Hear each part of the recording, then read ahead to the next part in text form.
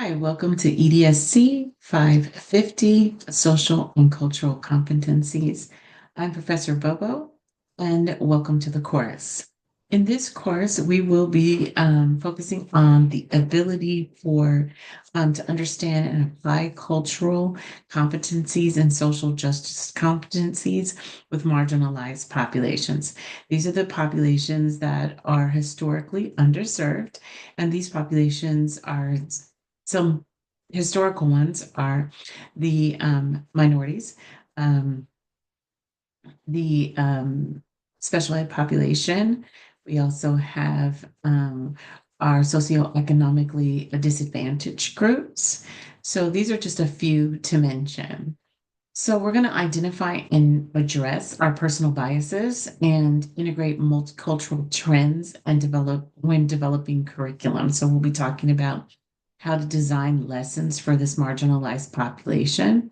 And then we'll be reviewing the achievement gap. So what that is and how it applies to our historically marginalized populations. You're going to demonstrate your counseling role as a leader, an advocate, and systems of change agent to lead equitable outcomes for this historically underserved population. My name is Professor Bobo again, and I have been working with Concordia since 2011, the inception of the school counseling program. I have taught all of the courses here in this program, as well as done practicum, fieldwork, and supervision. I am excited to be a part of this class. I've been teaching this class many times, and I am excited to bring equitable outcomes and, really advocate for the students who have been marginalized over time. By the end of this course, you should understand and demonstrate the school counselor's role as a leader, an advocate, and a systems of change agent based on leadership and change theory. We're going to integrate multicultural trends when developing and choosing a counseling core curriculum.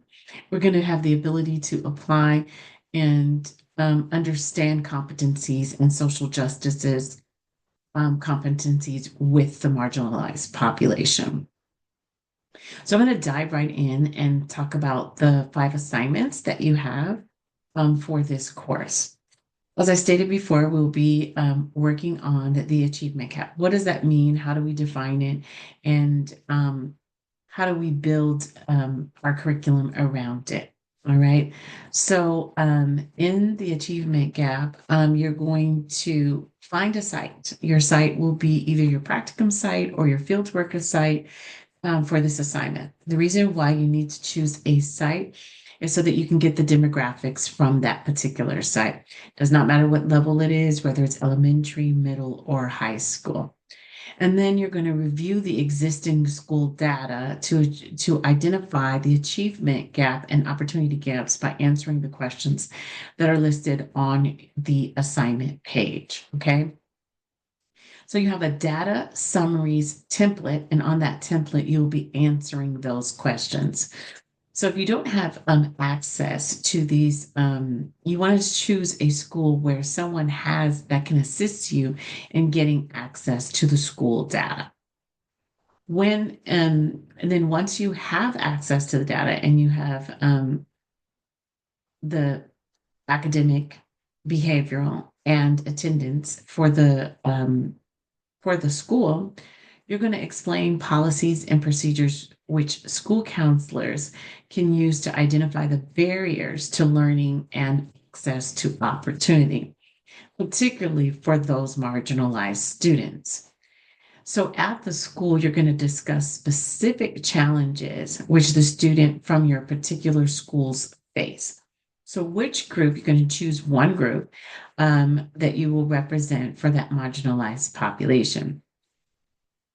And you are going to identify the challenges, describe direct and indirect services which are available to address the gaps and barriers, and discuss how you, as a school counselor, may demonstrate leadership, advocacy, and collaboration to address these gaps and barriers.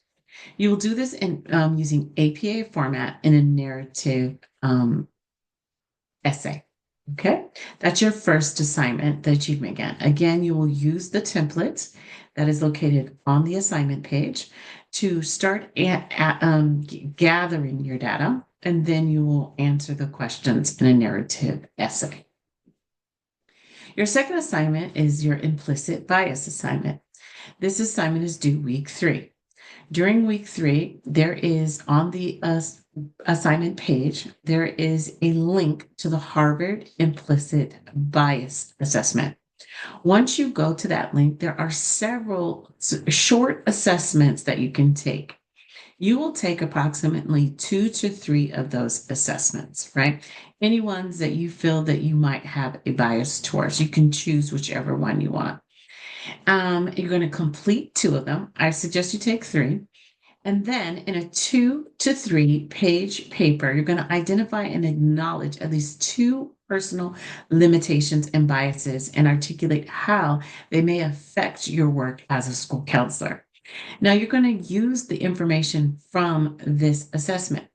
Now, this assessment, it doesn't necessarily indicate that it's accurate. It's a short assessment. So maybe you disagree based on who you are and what you know about yourself. So you can talk about that in the 2 to 3 pages. Or if you know that you have a bias and it picked it up upon you taking the assessment, that's something else that you can write about. Okay. You're going to give a few examples of such limitations and biases, including age-related or parenting styles or other minority cultures. You're going to identify those around you who have impacted your personal biases. So your culture, how you grew up, how did that impact your biases? And in which ways will you monitor and expand personal, multicultural, and social justice advocacy awareness, knowledge, and skills? So you're going to put all of that in this 2 to 3 page narrative essay. Again, this would be APA format. Your third assignment is your positions statement assignment. This is due week 4. And during this position statement, you are going to, on the assignment page, there are 3 position statements from ASCA. Your cultural diversity statement, the anti-racist practice statement, and equity statement. So you're going to select at least one credible source from a research, a peer-reviewed journal that addresses one type of leadership or change theory in school counseling. And then in a 3 to 5 page paper, you'll explain how you would apply the knowledge and practice and action in your role as a school counselor at your school site to address at least one of the 3 position statements. So although you're going to look at all 3 position statements, you're only going to use one and one peer review article on leadership or change theory in school counseling. Okay. And then you're going to include how you would collaborate with stakeholders to provide relevant interventions and strategies that advocate for and promote social justice for students. Again, this assignment is 3 to 5 pages. Your fourth assignment is your marginalized poster, populations poster. Now, on the written assignment, there are templates to use for PowerPoints, and you will use those templates to complete your marginalized population poster.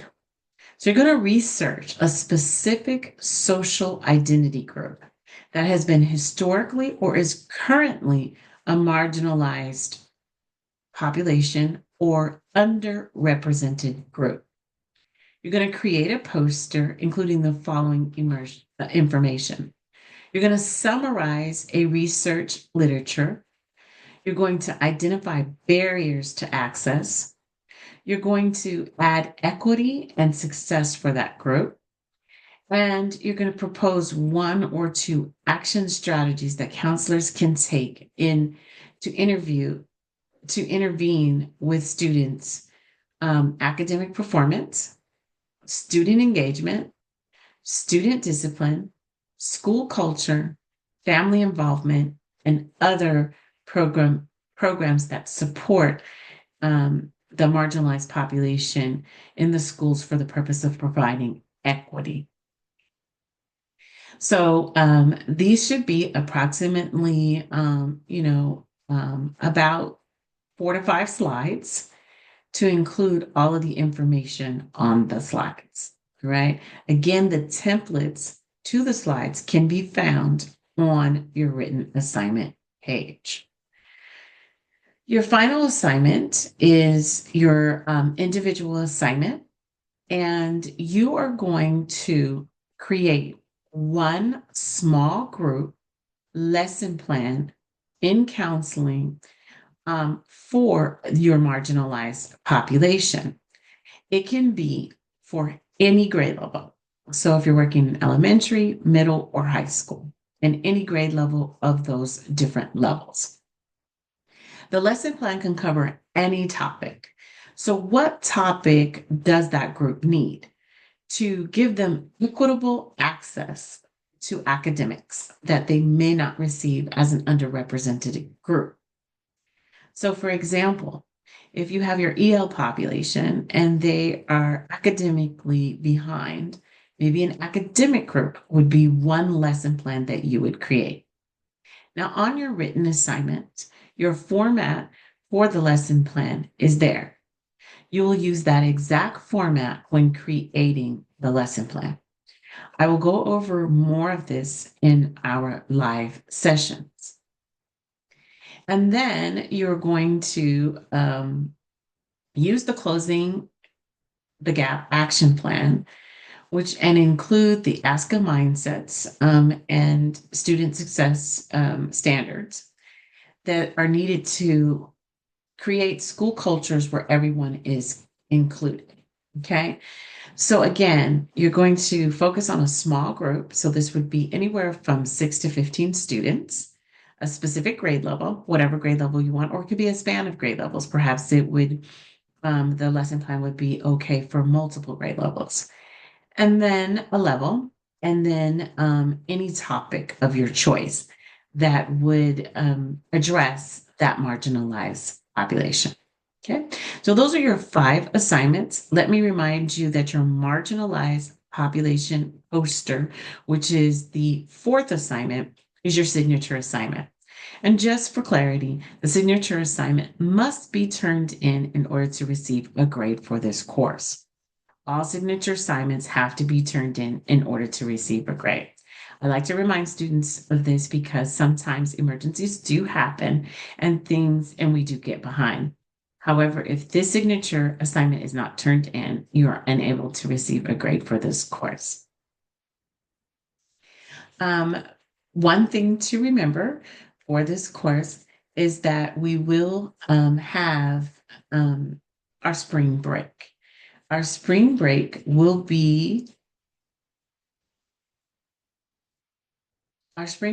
occur from April let me get the dates for us correctly.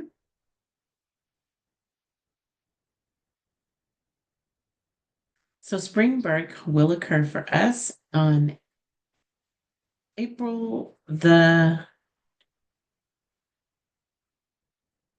14th through the 21st. So just keeping that in mind as we are going through. So that is not a week that we count in our 8-week session. Okay. That concludes all of this welcome information. I have my cell phone number and email address on our start page. So please make sure that you peruse our dashboard and look at all of the information beginning on the start page. And if you have any questions, feel free to email or text me at any time throughout the course. Texting is for those short questions that you may have that I can easily answer and get back to you right away. Email is for more detail or perhaps for us to be able to set up an opportunity time to meet either by Google Meets or just a phone call to discuss in detail more information. I look forward to seeing you.